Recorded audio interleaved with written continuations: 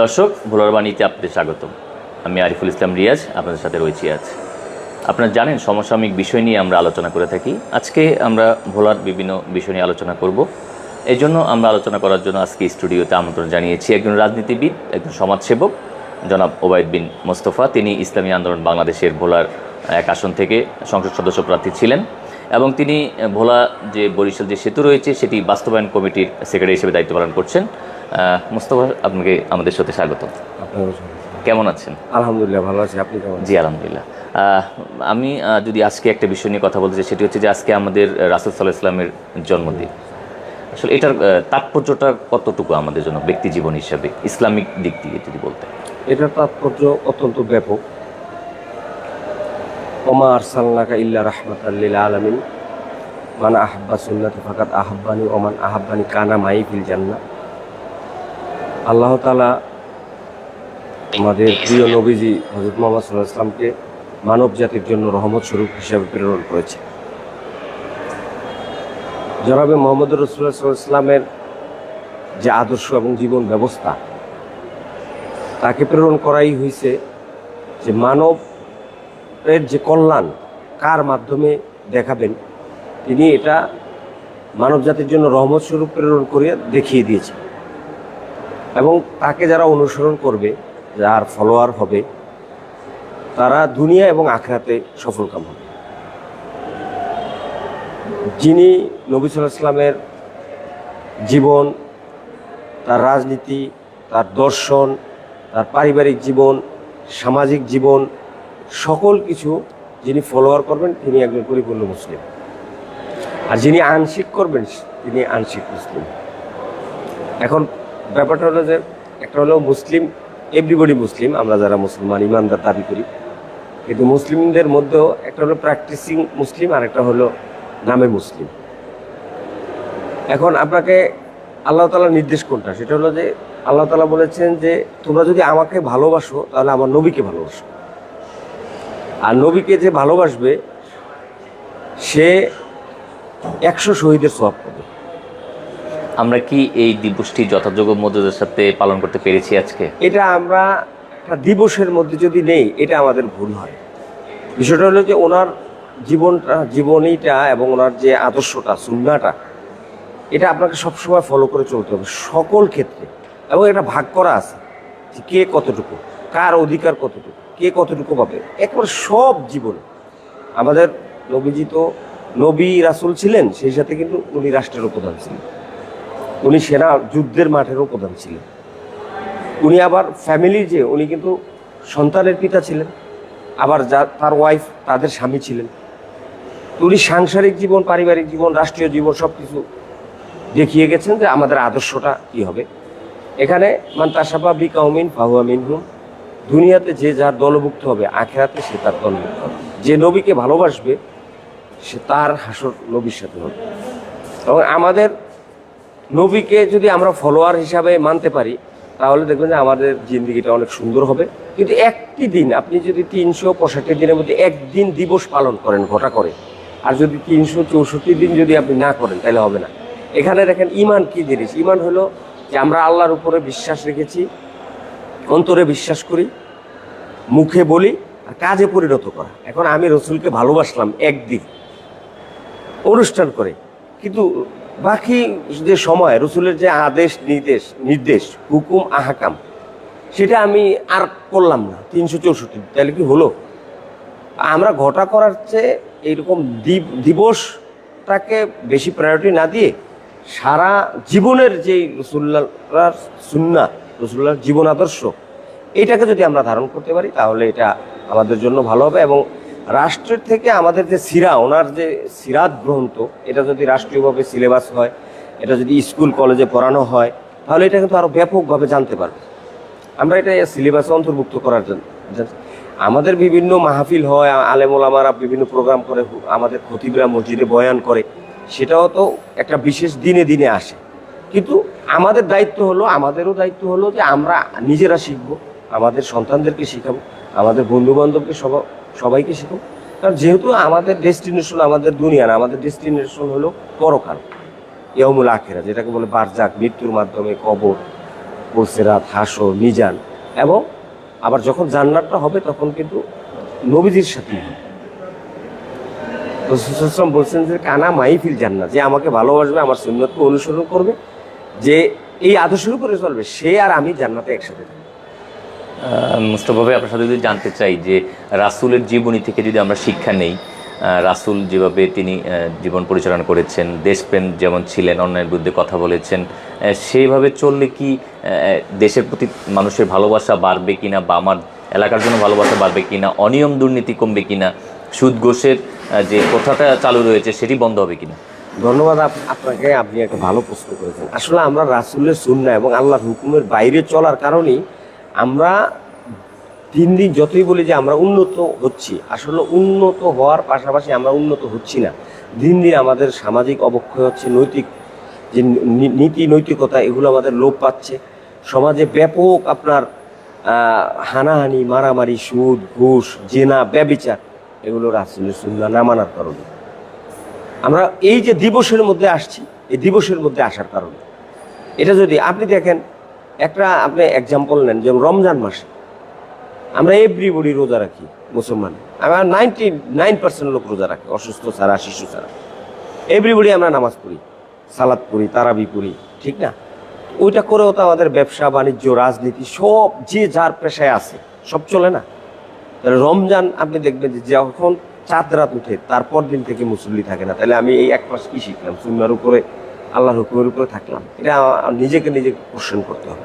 আসলে আমরা রাসূলুল্লাহ সাল্লাল্লাহু আলাইহি ওয়াসাল্লামের সুন্নাত, রাসূলুল্লাহ সাল্লাল্লাহু আলাইহি ওয়াসাল্লামের জীবনী, রাসূলুল্লাহ সাল্লাল্লাহু আলাইহি ওয়াসাল্লামের জীবনের আদর্শ থেকে সরে যাওয়ার কারণেই আজকে আমাদের অধোগতি। যদি আমরা সেটা ধরতে পারতাম, রাষ্ট্রীয় জীবনে, ব্যক্তি জীবনে, সামাজিক জীবনে, পারিবারিক জীবনে, আর্থিক জীবনে, ব্যবসায়িক মুআমালাত, মুআশারাত, চলাফেরা, লেনদেন ইসলামী ল মেনে, তাহলে আমাদের ভরপুর বরকত হইত, আমাদের সমাজে আমাদের শান্তি বিরাজমান থাকতো। আমরা সেটারই চেষ্টা করছি, সেটারই দাওয়াত দিতে সর্বক্ষেত্রে, রাষ্ট্রে, রাজনীতিতে, পারিবারিক জীবনে, সব কিছু। মুস্তাফা ভাই, আপনার কাছে জানতে চাই যে আমাদের মুসলিমদের মধ্যে অনেক মতবিভেদ আমরা দেখতে পাচ্ছি, বিভিন্ন দলে তারা খণ্ড বিখণ্ড হচ্ছে। কোরআন হাদিস তো আগের মতোই রয়েছে, যেগুলো অপরিবর্তিত, এগুলো পরিবর্তন করানোর সুযোগ নেই, কিন্তু আমরা এরকম মতবিভেদ বিরোধে কেন যাচ্ছি? এগুলো কিছু ইখতিলাফি বিষয় আছে, কিছু জিনিস আছে যে যেভাবে আমল করছে, কিছু জিনিস আছে সুন্নাহ, কিছু জিনিস আছে মুবাহ, কিছু জিনিস আছে অতিরিক্ত। কথা বলছেন, কেউ এটাকে বেশি বাড়াবাড়ির পর্যায়ে নিয়ে যায়, কেউ মধ্যম পন্থা অবলম্বন করে। হ্যাঁ, এই জন্য আমাদের কিছু ইখতিলাফ দেখা দেয়। যেমন কেউ এটাকে এখন দেখবেন আপনি অনেক ট্রাক নিয়ে, হ্যাঁ, ঢোল টোল ইয়ে করে, এগুলো হলো অনেকটা বাড়াবাড়ি। কথা বলছেন, বিভিন্ন জায়গায় আজকে মিছিল হয়েছে, তাজিয়া মিছিল, এই যে মিছিল হয়েছে, এই যে তারা একটা ঈদ পালন করতেছে। রাসূল সাল্লাল্লাহু আলাইহি ওয়াসাল্লাম তো ঈদে মিলাদুন্নবী তিনি করেননি, এই ঈদটা কারা সংযোজন করলো? এগুলো নিয়ে ইখতিলাফি মাসালা, এগুলো বিষয় আলোচনা। আর এটা থাকবেই, এটা শেষ জমানা এরকম যে অনেক দলে বিভক্ত থাকবে। এই জন্য আমাদের সত্যিকার অর্থে কোরআন এবং হাদিস সুন্নাহ অনুযায়ী আমল করা উচিত। আল্লাহ পাক আমাদের প্রত্যেকে আল্লাহ পাক বুঝতে, আমাদেরকে সেইভাবে চলা তৌফিক। মুস্তাফা ভাই, আপনার কাছে আরেকটু বিষয় জানতে চাই যে আপনি একজন সংসদ সদস্য পদপ্রার্থী ছিলেন, ভোলার উন্নয়নে কাজ করার জন্য আপনার প্রতিশ্রুতি ছিল। মাদকের যে বিষয়টি আজকে আমরা দেখতে পেয়েছি যে 1400 পিস ইয়াবা সহ একজন নারী আটক এলিশা ঘাটে। লালমোহনে গাঁজা এবং ইয়াবা সহ 3 জন ব্যক্তিকে আটক করা হয়েছে। প্রায় প্রতিদিনই মাদকের বিভিন্ন চালান পুলিশ আটক করছে। আমাদেরও সীমাবদ্ধতা রয়েছে, তারপরে এবং অনেকেই এখন এই পেশার সাথে যুক্ত হচ্ছেন, স্বল্প পুঁজিতে অধিক মুনাফার আশায় মহিলারাও এই ধরনের বিষয়ে জড়িয়ে পড়েছেন। এই বিষয়টা আপনি একজন রাজনীতিবিদ হিসেবে কীভাবে দেখছেন যে ভোলায় কেন এই ধরনের চালানগুলো আসছে বা কেন এই ধরনের অপরাধীকে ধরা হচ্ছে? আসলে এই বিষয়টা তো আজকে নতুন না, এটা দীর্ঘদিন ধরে আমাদের দেশে চলছে। এটা প্রথমত কারণ হলো আমাদের রাষ্ট্রের যে আমাদের যুবকদের, আমাদের যে দেশের যে ম্যান পিপল পাওয়ার, এটাকে আমরা সঠিকভাবে কাজে লাগাতে পারি। এখনও তারা ভালো পড়াশোনা করে এদেশের গভর্নমেন্ট ভালো জবের ব্যবস্থা করতে পারছে। এদেশে ইন্ডাস্ট্রিয়াল আগের থেকে দিন দিন কমেছে, এর কারণে যুবকরা বেকার হয়েছে, নারীরাও তাদের কর্মসংস্থান পাচ্ছে না। আর বর্তমানে মানুষের আয় ব্যয়ের সাথে কোনো সামঞ্জস্য নেই। তখন মানুষ এই পেশাটাকে ঘৃণিত পেশা জেনেও সে রিস্ক নিয়ে কাজটা করছে। যদি আমি কাজটা 2 বছর 4 বছর করতে পারি সহজভাবে, হ্যাঁ, এরকম অনেকের সাথেই হয়েছে ভাই যে আমি 1 বছর করব, তারপর বিদেশ চলে যাব, বা আমি 2 বছর করবো। এখন করতে করতে এটা আমাদের যুব সমাজের মধ্যে এমনভাবে ঢুকছে যে এইটা আপনি দেখছেন যে এমন ফ্যামিলির লোকজন এটা নিজেরা ব্যবহার করে বা এটার মধ্যে করছে, এটা আমাদের বলতেও এখন চিন্তা করতে হয়। এটা আমাদের আসলে রাষ্ট্রীয় ব্যর্থতা। আমরা যদি এইসব ম্যান পাওয়ারকে কাজে লাগাতাম, আমার বিভিন্ন দেশ ভ্রমণ করার অভিজ্ঞতা আছে। আপনার নেপালে যখন একটা যুবক ইন্টারমিডিয়েট পাস করে, তখন রাষ্ট্রীয়ভাবে তাকে বিদেশ পাঠানো হয়, তার সমস্ত খরচ রাষ্ট্র বহন করে, এবং ও বিদেশে যে টাকাটা পাঠায় রাষ্ট্রীয় অ্যাকাউন্টে, তার একটা অ্যাকাউন্ট থাকে গভর্নমেন্টের কাছে, অ্যাকাউন্টের অর্ধেক টাকা রাষ্ট্র কেটে রাখে, অর্ধেক টাকা ফ্যামিলিকে দেয়। এবং ইন্টারমিডিয়েটের পর থেকে তারা বিভিন্ন মানে কে কোন সেক্টরে কাজ করবে, বিশেষ করে হোটেল ম্যানেজমেন্ট থেকে শুরু করে ট্যুরিজম, বিভিন্ন বা সিএর বিভিন্ন জব যে করে, এখান থেকে প্রিপারেশন করে দেয়। আমাদের দেশে যে এই যে আপনার শ্রমবাজার, আমরা সেটা পারি না। যারা যাচ্ছে রিস্ক নিয়ে যাচ্ছে। আপনার ইউরোপে এখন যাওয়ার জন্য মানুষ নদী মানে ট্রলারে যাচ্ছে, শিক্ষিত যুবকরা। এটা কেন? রাষ্ট্র সেই জায়গাটায় নাই। রাষ্ট্র কখনো এই সিকিউরিটি তাকে দিতে পারে না। আমরা আসলে 54-55 বছরে পড়লেও রাষ্ট্রটা রাষ্ট্র হয়ে উঠতে পারেনি। আমি আমার নির্বাচনী যে ইশতেহার ছিল, যে বক্তব্যগুলো আপনারা ফলো করছেন, আমি কিন্তু এই কথাটাই বলেছি। এবং আজকে না, আমি SSC 94-এর, ইন্টার 96-এর। আমাদের সময়ই তো আমাদের ফ্রেন্ড সার্কেলরা ভালো ভালো স্টুডেন্ট হয়েও তারা না কোথাও তাদের ভালো জব হয়েছে, না তারা কোনো ভালো ব্যবসায়ী হতে পেরেছে। এখন যাদের ফ্যামিলি ব্যাকগ্রাউন্ড ভালো ছিল, ফিডব্যাক ভালো ছিল, তারা টিকে গেছে। আর যারা টিকতে পারে নাই, ফ্যামিলি বা বাবা মা যখন মারা গেছে, যখন ভাই বোনের ফ্যামিলিতে সেপারেশন হয়েছে, তখন তারা কিন্তু অনেক ডাউনে চলে গেছে। এখন এটার জন্য আমাদের সলিউশনটা কি? সলিউশনটা হওয়া উচিত, রাষ্ট্রকে প্রথমত স্বাধীনতার পর থেকে এই পর্যন্ত আপনাকে বুঝতে হবে যে আমাদের কতগুলো মিল, ফ্যাক্টরি, কলকারখানা বন্ধ হয়েছে। আপনি দেখেন, এখন ঢাকা শহর একটা সময় ছিল মসজিদের শহর, এখন হলো অটো রিক্সার শহর। আমি গতকালকে ঢাকা বাইতুল মোকাররমে নামাজ পড়বো, একটা রাস্তা পার হব, আমার 3-4 মিনিট দাঁড়ানো লাগছে অটোর জন্য। সমস্ত লোক, গার্মেন্টসগুলো বন্ধ হওয়ার কারণে, মিল ইন্ডাস্ট্রি বন্ধ হওয়ার কারণে, গ্রামের মানে নদী ভাঙার কারণে সমস্ত লোক খুব সহজ টাকা নিয়ে, 1-1.5 লাখ টাকা নিয়ে স্বল্প পুঁজিতে এনজিও থেকে ঋণ নিয়ে সে অটো নিয়ে নেমে যাচ্ছে। বিভাগীয় শহর দেখেন, জেলা শহর দেখেন, উপজেলা দেখেন, ঢাকা দেখেন। এই টাকা আপনি কিভাবে রোধ করবেন? রাষ্ট্রের এগুলো নিয়ে অনেক বেশি ভাবার প্রয়োজন আছে। আমরা মনে করি যে এই রাষ্ট্র এখন যারা আসছেন 6 মাস, তারা এগুলো নিয়ে চিন্তা করবেন।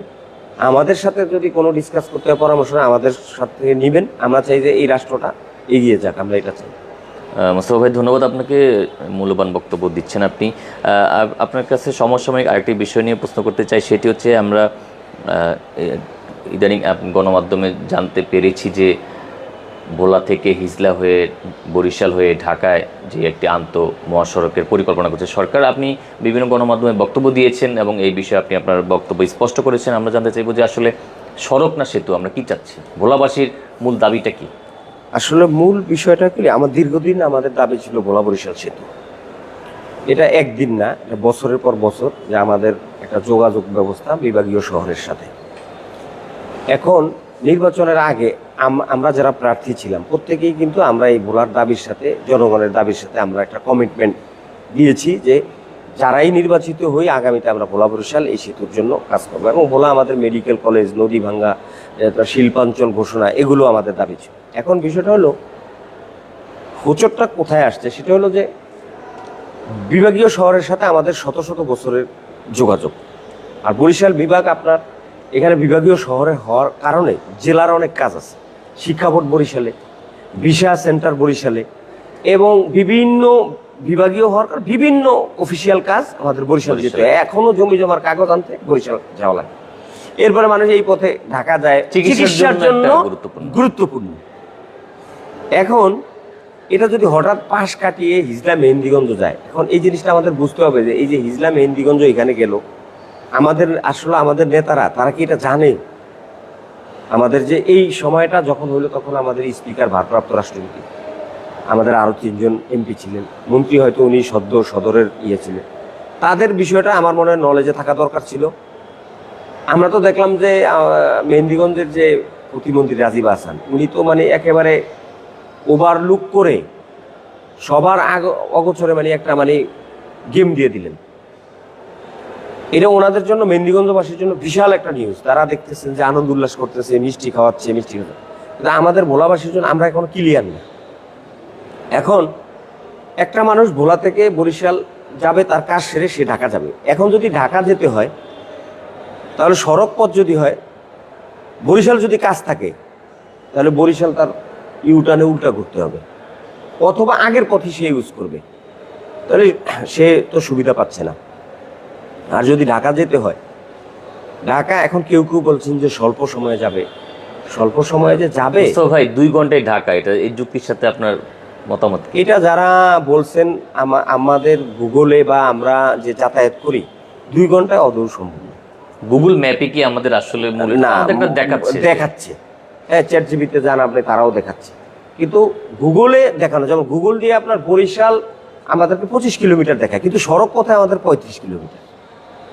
সড়ক পথটা তো গুগলের মতো যাচ্ছে না। এটা তো যেমন লাহারহাট পার হয়ে আমাদের, যেমন আপনার বিশ্বাসের হাট, বরিশাল বিশ্ববিদ্যালয় হয়ে দপদপিয়া ফেরি দিয়ে আমরা বরিশাল ঢুকি, তখন এখানে 10-12 কিলো বেশি হয়ে যাচ্ছে।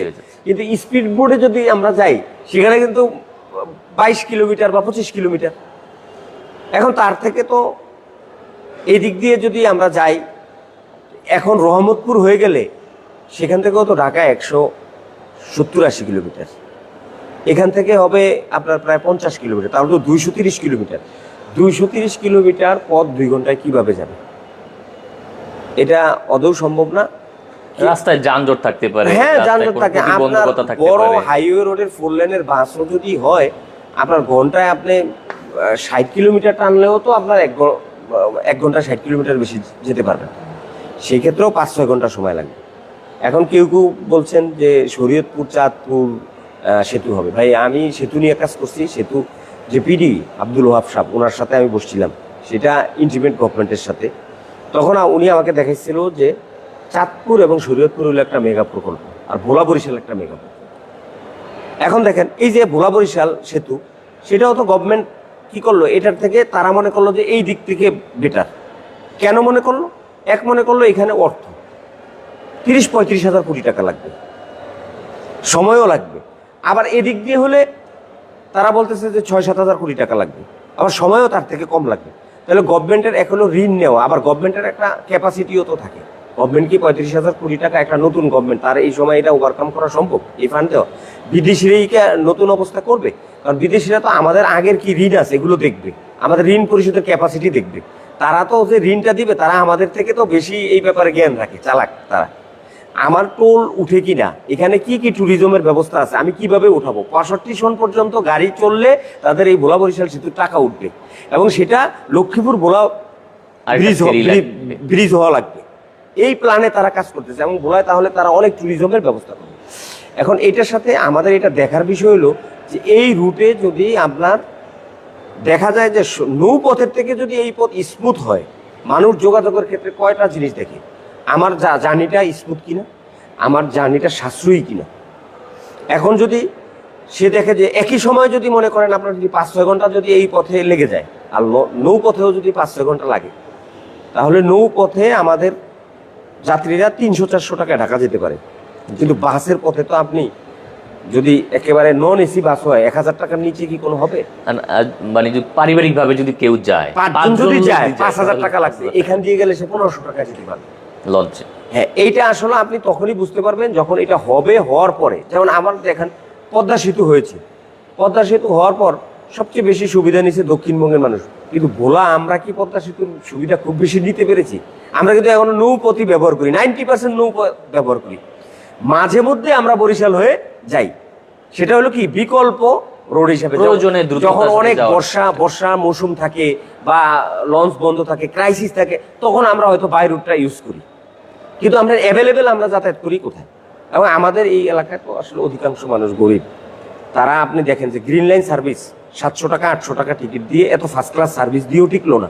কারণ গ্রিন লাইন 500-700 টাকা টিকিট, অন্যরা নিচ্ছে 300 টাকা 400 টাকা। তখন মানুষ এই এত সুন্দর সার্ভিসেও এই 300-400 টাকা। তখন আমরা কি এই আপনার এই যে হিজলা মুলাদির হয়ে রহমতপুর হয়ে যদি বিআরটিসি বাসও দেয় বা non AC Hino bus service যদি করে, তাহলেও তো আপনার 1,000 টাকার নিচে ভাড়া হবে না। এখন তো আপনার বরিশাল থেকে 500 টাকায় যায়, বরিশাল non-AC থেকে গুলো। হ্যাঁ নন এসি গুলো 500-600 এখান থেকে টাকা। আমরা যখন বরিশাল যাবো তাহলে তা আমাদের আরো 500 টাকা যোগ আরো হবে। 500 টাকা যোগ হবে, এখান থেকে আরো 300 টাকা যোগ হবে। তখন এটা হলো কি আপনার তা আমার সময় এবং অর্থের উপরে নির্ভর করবে। তাহলে এইটা হলে এখন এই পথ যে হলে যে একবার মানে এটার যে মানে কিছু উপকারিতা নাই তা না, কিছু উপকারিতা তো অবশ্যই আছে। কারণ আপনি একটা কানেক্টিভিটি পেলেন, আপনি নাইট কোর্সে আপনি দিন রাত 24 ঘন্টা আপনি ভোলার থেকে আউট এবং ইন দুইটা হতে পারবেন। এখন ইফেক্টিভ কত হবে, মাস পিপল কোন দিকে যাতায়াত করবে, এটা হলো প্রশ্ন। সেটাই দাবি জানানো হয়েছে যে জনমত জরিপের একটা বিষয়। জনমত আমরা আসলে সেটাই, আমরা আজকে বিভিন্ন বিষয়ে সবার সাথে আলাপ হচ্ছে, আমরা নতুন একটা প্রস্তাব আমরা দিতে চাই। সেটা হলো আপনি দেখেন যে আমাদের ভোলা যে ফেরিঘাট, বরিশাল যে ফেরিঘাট, আপনার যেটা আমরা পরাণগঞ্জ হয়ে যে ফেরিঘাটটা, ফেরিঘাটের ওই পারে আমাদের পশ্চিম ইলিশা, তারপরে হলো গাগুরিয়া, তারপরে হলো আপনার কালাবদর একটা ছোট নদী আছে, তারপরে চরমনাই হয়ে বেলতলা হলে সেখানে সড়ক পথ অত নৌপথ ছোট ছোট 3টা ব্রিজ লাগে, সেখানেও তো 20 কিলোমিটার 25 কিলোমিটারে নতুল্লাবাদ যাওয়া যায়। এটাও আমরা একটা চিন্তা ভাবনা করতেছি যে এটাও আমরা একটা প্রস্তাব দিব। তাহলে আমাদের বিভাগের সাথেও কানেক্টিভিটি থাকলো, তাহলে ঝালকাঠি, কুয়াকাটা, পিরোজপুর এদিকেও তো মানুষ যায়, হ্যাঁ, তাহলে এই রুটটাও ইউজ করতে পারবে। সেখানে ব্রিজে যে কথাটা আপনি বললেন সেগুলো কত দৈর্ঘ্যের ব্রিজ হতে পারে? এগুলো 200-300 মিটার করে, বেলতলাটা হাফ বেলতলাতে কিলোমিটার। তো এখন ফেরি চলাচল করছে, ফেরি চলাচল করতেছে চরমনের সাথে যে চরমনের সাথে, এখানে কিছু রাস্তা আছে, যদি এই চরের মধ্যে দিয়ে যদি একটা সড়ক পথ করতে পারে, এটা যদি ফিজিবিলিটি স্টাডি করে, এটাও কিন্তু চিন্তা ভাবনা করা যায়। কারণ লাহারহাট দিয়ে আমাকে অনেক ঘুরতে হবে, বরিশালের যানজট। আপনাকে একটা কথা বলি যে লাহারহাট থেকে যে ফেরিটা আসে সেই ফেরিটা কিন্তু সেই ইলিশা ফেরিঘাটেই আসে, যেটা তাহলে সেখানে পণ্য পরিবহনের জন্য সুবিধা হবে। আপনি দেখেন এখানে আমাদের এই যে ফেরিঘাট থেকে ইলিশার, এটা তো 200 মিটারের বেশি না, ইউলিপটিপ সহ 400-500 মিটার হতে পারে। মাঝখানে কালাবদর ছোট একটা নদী, তারপরে হলো চরমনাই, চরমনাই পরে হলো বিশ্বাসের হাট, বিশ্বাসের হাট পরে হলো এখানে সড়ক পথ আছে। ওইখান থেকে আপনি বায়ে যদি পটুয়াখালী কুয়াকাটা যান, সেখানে কিন্তু আবার বিশ্বাসের হাট একটা ব্রিজ আছে, যেটা বরিশাল বিশ্ববিদ্যালয়ের দিকে যেতে পারে, পটুয়াখালীর দিকে যেতে পারে, আর এদিক দিয়ে আমি বেলতলা দিয়ে আমি বরিশালে যেতে পারি। চরমনাইয়ের সাথে বিশ্বাসের হাটের সাথে অলরেডি একটা ব্রিজ তো আছে। জি জি, আমি সেটার কথাই বলছিলাম। জি, এটাও একটা বিকল্প হতে পারে, এটা আমাদের একটা প্রস্তাব, আমরা এটাও একটা প্রস্তাবের বিষয় রেখেছি, আমরা এটাও আপনারা যাচাই বাছাই করেন, কমিয়ে আনার বিষয়টা। জি জি, তাহলে আমাদের এত বড় সেতু 11 কিলোমিটার সেতু দরকার নেই, 35,000 কোটি টাকার দরকার নেই, এটা তো 1,000 কোটি টাকাই সম্ভব। সেক্ষেত্রে কি এই রুটটা মেহেন্দিগঞ্জের সাথে বা হিজলের সাথে কোনো যোগাযোগ? মেহেন্দিগঞ্জের একটা সাইড পাবে আপনার লাহারহাট, কিন্তু মেহেন্দিগঞ্জের মূল লোকের এটা হবে না, যারা আপনার এই পাশ থেকে শ্রীপুর আসবে তাদের জন্য হয়তো কিছু হবে, কিন্তু মূল মেহেন্দিগঞ্জ ওইখানে। এখন আমি গভর্নমেন্টের কাছে আমি 2টা প্রস্তাব রাখতে পারবো, যে একটা হলো আমাদেরকে আসলে আপনাদের রোড ম্যাপটা কি এটা ক্লিয়ার করা দরকার, আর 2টা হলো যে ঠিক আছে তাহলে মেহেন্দিগঞ্জ এবং যদি মুলাদি দিয়ে ভবিষ্যতে যদি ঘোষেরহাট এবং আপনার শরীয়তপুর দিয়ে হয় ভবিষ্যৎ, এটা কিন্তু একটু সময়ের ব্যাপার, কিন্তু রহমতপুর পর্যন্ত আপনার 2-3 বছরের মধ্যে সম্ভব। তাহলে এইখান দিয়েও একটা সড়ক করা যায় কিনা একই বাজেটে, তাহলে কিন্তু ভোলার মানুষ মানবে। আপনি সেতু আন্দোলনের সাথে দীর্ঘদিন যাবৎ যুক্ত রয়েছেন, রাজনীতির সাথে যুক্ত রয়েছেন, ভোলাকে রিপ্রেজেন্ট করছেন। আপনারা যারা এছাড়া যারা সংসদ সদস্য রয়েছেন আমাদের ভোলার 4টি আসনের, আপনারা কি এই বিষয়গুলো নিয়ে একটি মতামত বা গোল টেবিল আলোচনা করতে পারেন? আপনি আমাকে যে তথ্যটা এখন দিলেন, আমরা এটা করার উদ্যোগ গ্রহণ করেছি। আমরা তো যে বিডিএফ ভোলা ডেভেলপমেন্ট ফোরাম যারা এই যে ডে সার্ভিস চালু করছে, আমাদের সভাপতির সাথে কথা হয়েছে, আমরা তাকে এটা বলছি। আজকে আমরা এক্সিএনের সাথে বিকালে বসছিলাম, ভোলার যে মাইদুল সাহেব ওনার সাথে আমরা বসছিলাম, উনি আমাদেরকে দেখাইছে। আমরা বললাম যে আপনারা এটাও দেখতে পারেন। তা আমরা এই জিনিসটা কারো আমি এই ফার্স্ট আপনার এই মিডিয়ার মাধ্যমে আমি এটা বললাম, আজকে আমি এই রুটটার ব্যাপারে চিন্তা ভাবনা করলাম এবং চরমনাই থেকে ওই দিক থেকে কিছু ডাটা নিলাম, এটাও একটা বিকল্প হতে পারে।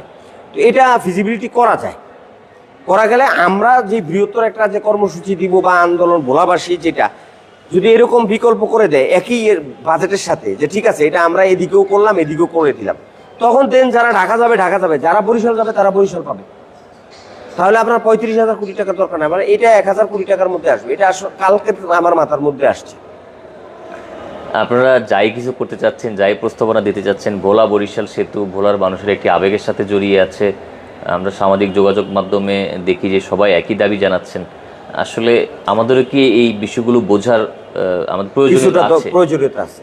কারণ হলো আপনার আমি কত ঋণ নিব। আমি আপনার সাথে শেয়ার করি যে আমাদের নাকি মাথার পিছু আমরা প্রত্যেকে 40 থেকে 50,000 টাকা করে এখন 1 লাখ টাকার উপরে ঋণগ্রস্ত। জি, আমরা কত ঋণ নিব, আমরা কত ইফেক্টিভ। গভর্নমেন্ট যদি এই প্রস্তাব পাশ করে বা করেই ফেলে, হ্যাঁ, আর যদি বাস্তবিক অবস্থায় দেখা যায় যে এটা একটা ইফেক্টিভ ফল হয়েছে, তাহলে তো এটা একটা সরকার তো চিন্তা করবে যে আমি যদি 35,000 কোটি টাকার কাজ যদি আমি 27,000-এ পারি, এটা ধরেন ব্যক্তিগত হোক গভর্নমেন্ট হোক, প্রত্যেকেই চিন্তা করবে যে আমি 5 ভাগের 1 ভাগ টাকা দিয়ে আমি একটা জিনিস যদি পারপাস সার্ভ করতে পারি, তাহলে সেটা কেন নয়। আবার আমরা বরিশালের যে দাবি করতেছি, আমরা আসলে আমাদের বলা গ্যাস ইন্ডাস্ট্রি নেই, মিল ফ্যাক্টরি নেই, হ্যাঁ, আমরা ফ্যাক্টরি যে আমাদের নদী ভাঙ্গার যে স্থায়ী বাঁধ এগুলো নাই, এগুলো দরকার। আমাদের এখানে কর্মসংস্থার ব্যাপার, আপনি যে মাদকের কথা বললেন, আজকে যদি বলায় আমাদের এর আগেও যে মন্ত্রী ছিল, আমাদের তো মিল ফ্যাক্টরি ইন্ডাস্ট্রি হয়নি। আজকে যদি মিল ফ্যাক্টরি ইন্ডাস্ট্রি হইতো, তাহলে ভোলার কোনো যুবক বেকার থাকতো না, কোনো মহিলা বেকার থাকতো না, তাহলে মাদকের সাথে যুক্ত হলো। এখন ভোলাকে বিভিন্ন জেলা মাদকের রুট হিসাবে ব্যবহার করতেছে, এই যে লক্ষ্মীপুর দিয়ে, এদিক দিয়ে, বিভিন্ন পথে, এই লাহারার দিয়ে, এগুলো। এর থেকে আমাদের আসলে ভোলার মানুষের উত্তরণের পথ খোঁজা উচিত। আমরা যারা রাজনীতি করি, আমরা ভোলার সাথে, দেশের সাথে আমাদেরও ভাবা উচিত, এবং এই বিকল্প পথটা, এটাকে ফিজিবিলিটিতে আমি জোর দাবি জানাই। এবং আগামী সপ্তাহে হয়তো আমরা এটা সংবাদ সম্মেলনের মাধ্যমে আমরা এটা প্রস্তাব আকারে জানাবো, এবং আমরা সরেজমিনে ওই এলাকাটা পরিদর্শন করব আগামী সপ্তাহে। মোস্তফা ভাই, আপনার কাছে যেহেতু আপনি কলকারখানার বিষয়টা বলেছেন, ভোলার যিনি জেলা প্রশাসক রয়েছেন ডক্টর সামির রহমান, তার সাথে আমার একটা বিষয়ে কথা হয়েছে। তিনি বলেছেন যদি বড় কোনো কোম্পানি ভোলাতে এসে তাদের মিল কারখানা করতে চায়, তারা প্রশাসনিকভাবে যে ধরনের সহযোগিতা লাগবে তিনি করবেন। আমি ব্যক্তিগতভাবে আপনার কাছে একটু বলতে চাই, এখানে কিন্তু রাজনীতিবিদদের একটা বড় ভূমিকা রয়েছে, আমাদের ভোলার সংসদ সদস্যদের একটা বড় ভূমিকা রয়েছে। আপনি যেহেতু একজন রাজনীতিবিদ, আপনাদের দল থেকে বা অন্যান্য যারা দল রয়েছে, সরকারি দল বা অন্যান্য দলের কতটা গুরুত্বপূর্ণ ভূমিকা রাখতে হবে? এটা তো আমাদের নির্বাচনী প্রতিশ্রুতি ছিল সবার। এখন বিষয় হলো কি, আমরা যে প্রতিশ্রুতি দেই এটা তো আমরা ভুলে যাই, আমাদের ভুলে যাওয়া ঠিক হবে না। এখন আমরা এই গভর্নমেন্ট আসার পর অনেকেই এখন ইন্ডাস্ট্রিয়াল ভোলাতে করার চিন্তা ভাবনা করতেছে। আমিও তো ভোলাতে কয়েকটা প্রজেক্ট নিয়ে কাজ করি, আমার ল্যান্ড প্রজেক্ট আছে। দেখলাম যে অনেকেই ইন্ডাস্ট্রির জন্য চেষ্টা করতেছে, জমি নেয়ার জন্য, ফ্যাক্টরি করার জন্য। আমি মনে করি যে আমাদের প্রত্যেকের উচিত ভোলাতে মিল ফ্যাক্টরি আনা। আপনার এখানে কাগজ মিল, পেপার মিল করা যায়, এখানে পাট কারখানা করা যায়, এখানে আপনার যে সিরামিক, সিমেন্ট, রড, এগুলো করা, গার্মেন্টস, এগুলো করলে আপনার দেখা যাবে এখানকার হাজার হাজার লোক। এখন আন্তরিক হতে হবে, আমার জনগণের জন্য আমার মায়া থাকতে হবে। অনেকে তো জমির দাম বাড়ায় দিচ্ছে এখন। না, জমির দাম আসলে এমন প্রাইসে নিবে, এখানে তো মৌজা রেট আছে, বাড়াইলেই তো হবে না, একটা রেট তো দেয়া আছে। কথা বলছেন, এখানে আন্তরিক হতে হবে, ভোলার মানুষকেও বুঝতে হবে, তাদেরও সুযোগ দিতে হবে ইন্ডাস্ট্রিয়ালদেরকে আনার জন্য। তাহলে কি হবে ভাই, সবাই গেইন করবে, আমার এলাকার উন্নয়ন হবে। এটা আমাকে বুঝতে হবে। ভোলা বাংলাদেশের মতো একটা মডেল জেলা হইতে পারে যদি এখানে 20-30টা মিল ফ্যাক্টরি হয়।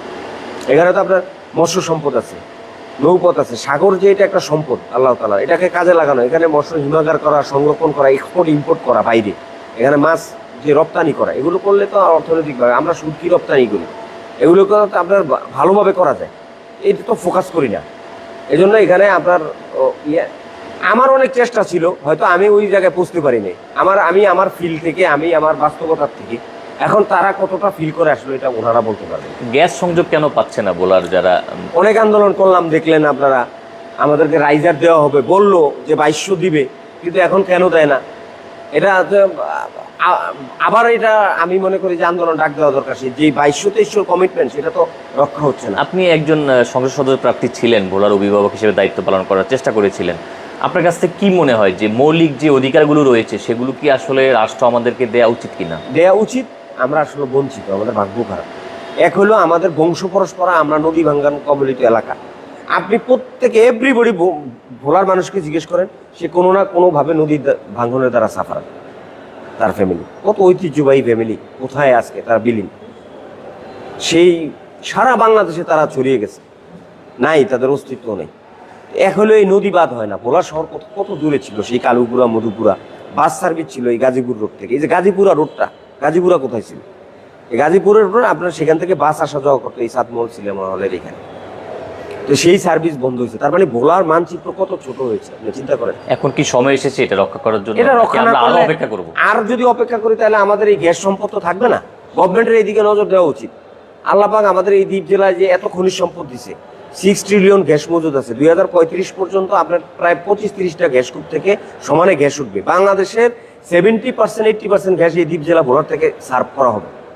তো এটা গভর্নমেন্ট আমাদেরকেও কিছু দেওয়া দরকার। আমাদের এখানে মেডিকেল কলেজ করা দরকার, সেটা তো অবশ্য কাজ হচ্ছে। আমাদের এখানে মিল ফ্যাক্টরি, বেকারত্ব, আমাদের যদি এগুলো পায় তাহলে তো মানুষ আর আন্দোলনের দিকে যাবে না। আমরা এটা ওন করি, আমাদের দাবি আছে এখানে। আমি আপনার সাথে আরেকটা বিষয় নিয়ে কথা বলতে চাচ্ছি, সেটা হচ্ছে যে সেতু কিংবা সড়ক যেটি হোক না কেন সেটি একটি দীর্ঘমেয়াদী পরিকল্পনা। আমাদের আমরা মূল ভূখণ্ড থেকে বিচ্ছিন্ন, আমরা মূল ভূখণ্ডের সাথে যুক্ত হতে চাচ্ছি। তার মধ্যে একটি প্রধান কারণ হচ্ছে আমাদের চিকিৎসা ব্যবস্থা। যতদিন পর্যন্ত সেতু কিংবা সড়ক না হয়, আমাদের চিকিৎসা ব্যবস্থার যে এখন বর্তমানে অবস্থা রয়েছে, অনেক রুগী কিন্তু সেই পরিমাণে ডাক্তার অপ্রতুল রয়েছে।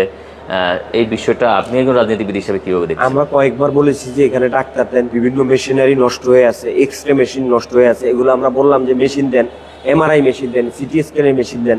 তাহলে তো আর মানুষ এরকম বরিশাল বা ঢাকার দিকে যাওয়া লাগবে না। অ্যাটলিস্ট সে চিকিৎসাটা করুক, মৃত্যুবরণ করলেও যে তার ফ্যামিলি বুঝতে পারে যে না আমার বাবা মায়ের চিকিৎসা হয়েছে। চেষ্টা করেছি, হ্যাঁ, কিন্তু না হলে মানুষের একটা আফসোস থেকে যায়।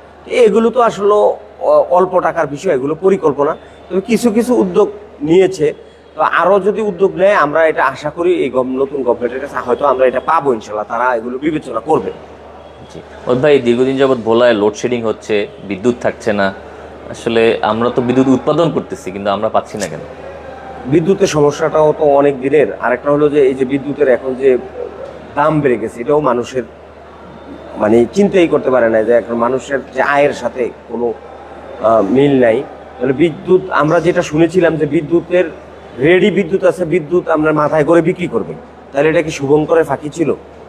আজকে এখন যে অবস্থা আমাদের ঢাকায়, যে অবস্থায় গতকালকে আপনার খুলনা যশোরে যে একটা মৎস্য ব্যবসায়ীর আপনার বিদ্যুৎ একদিন না থাকার কারণে ওনার 15 কোটি টাকার মৎস্য যে মাছ মারা গিয়েছে, উনি কি আর ঘুরে দাঁড়াইতে পারবে অক্সিজেনের শর্টের কারণে? এরকম তো বিভিন্ন কৃষকরা বিভিন্নভাবে মার খাচ্ছে। এগুলো রাষ্ট্রের দেখা উচিত। এখানে আমি মনে করি যে আরেকটা প্রয়োজনে এখানে আরেকটা বিদ্যুতের স্থাপন করা উচিত, পাওয়ার প্ল্যান্ট। ধন্যবাদ মোস্তফা, আপনি আমাদের শোতে এসেছেন, আপনার জন্য শুভকামনা রইল। দর্শক, আমরা সমসাময়িক বিষয় নিয়ে আলোচনা করার চেষ্টা করেছি। আমাদের আজকে অতিথি ছিলেন ইসলামী আন্দোলন বাংলাদেশের ভোলা যিনি প্রতিনিধিত্ব করছেন।